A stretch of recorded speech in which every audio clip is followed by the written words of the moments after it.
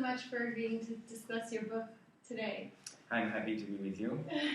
So the book is called Le Monde, qu'on, nous, and it's written in French. Yes. And this is your newest publication.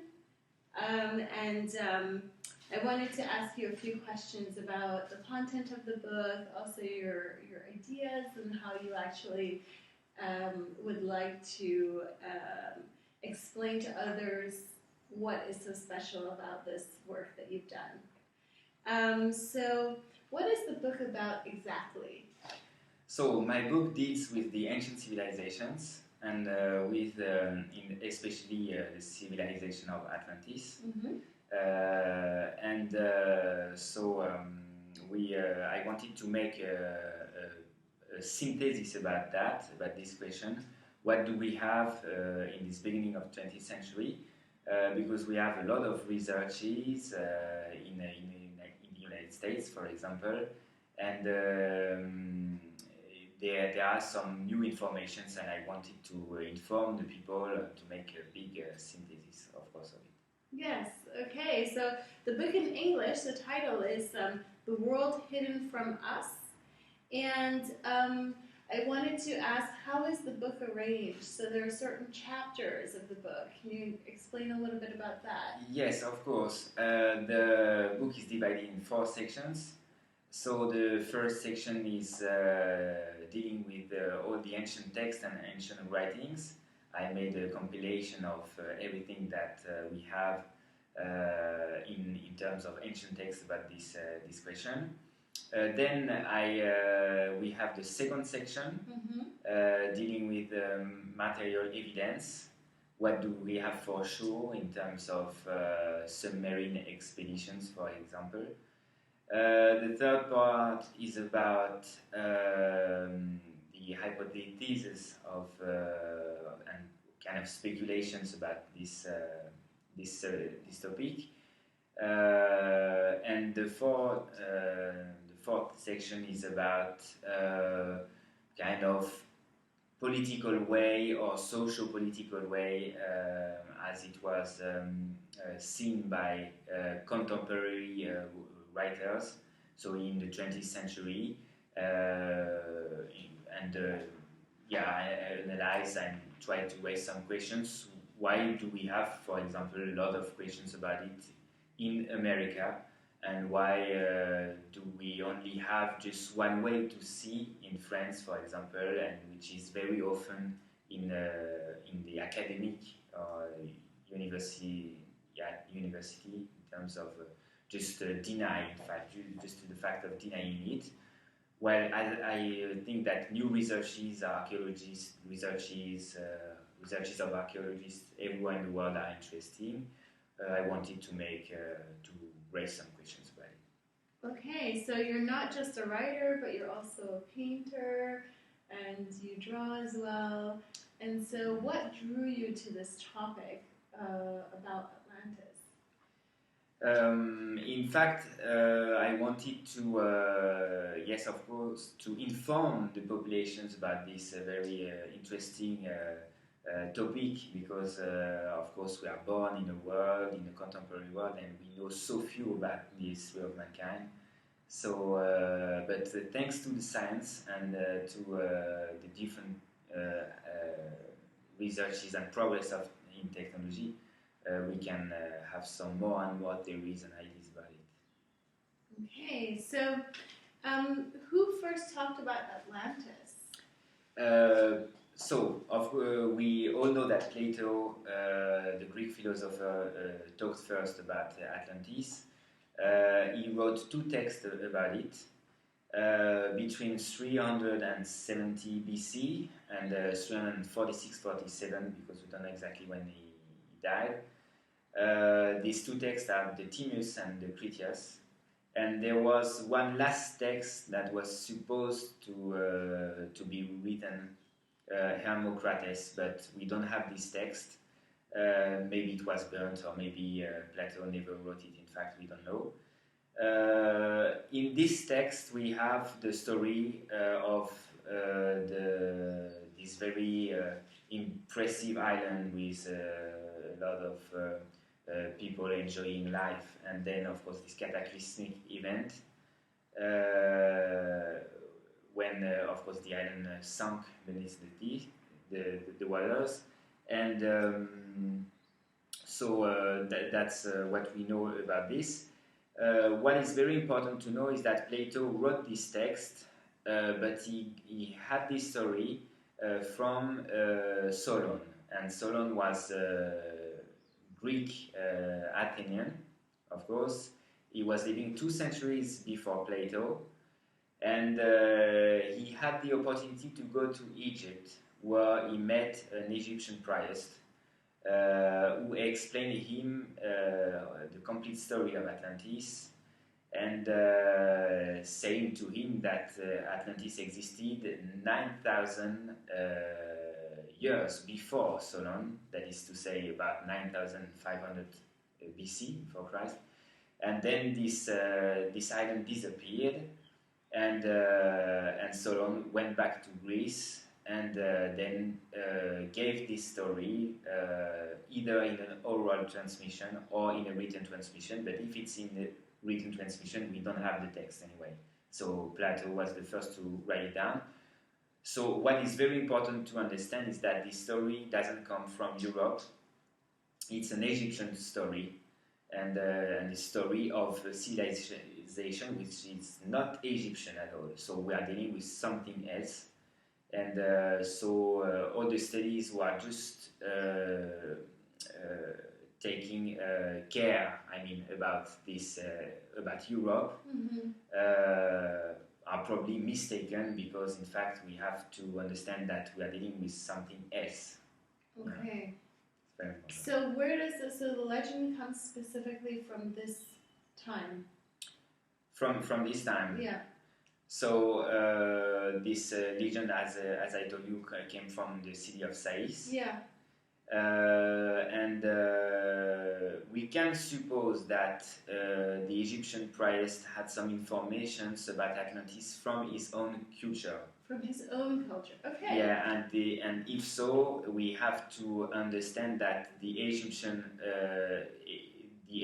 world, the antiquity, was probably an inheritance or legacy of a former and far much older civilization, and probably the civilization of Atlantis.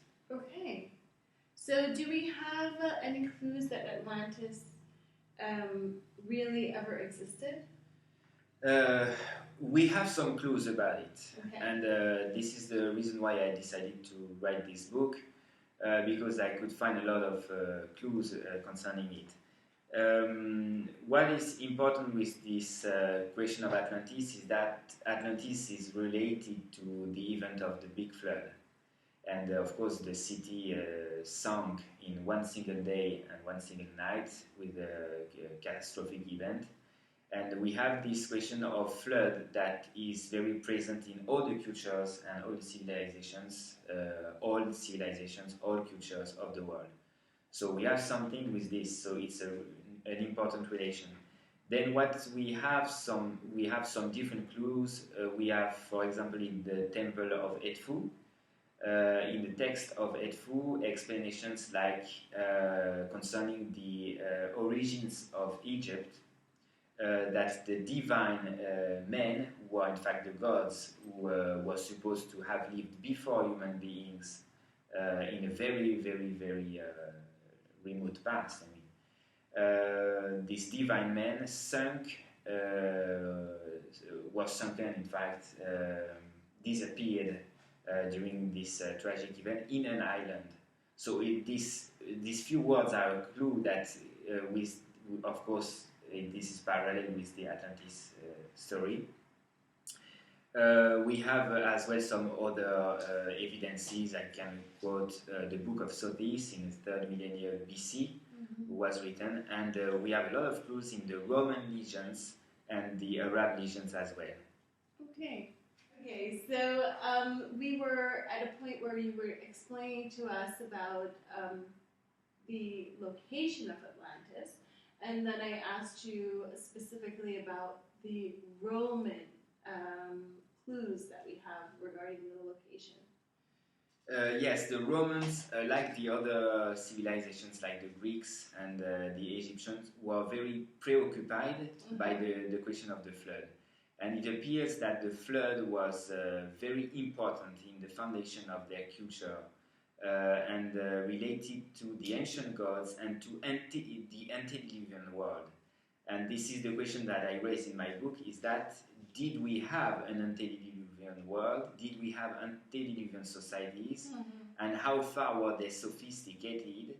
And if so, we must admit that the myth that we have, of course, of the Roman myth, which are very similar to the Greek myth, but also similar to Egyptian myth and even Hebrew myth and Sumerian myth, and that if so, we had probably a sophisticated or advanced civilization that is staying more than 12,000 years ago. And this is the revolutionary idea. I mean that more and more of the researchers are raising. Okay.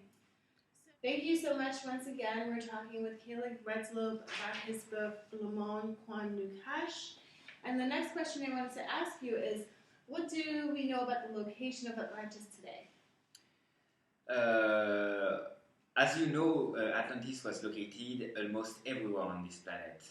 During these 2 last centuries, there were a lot of hypotheses and different researches, and everybody said, oh, well, I found Atlantis.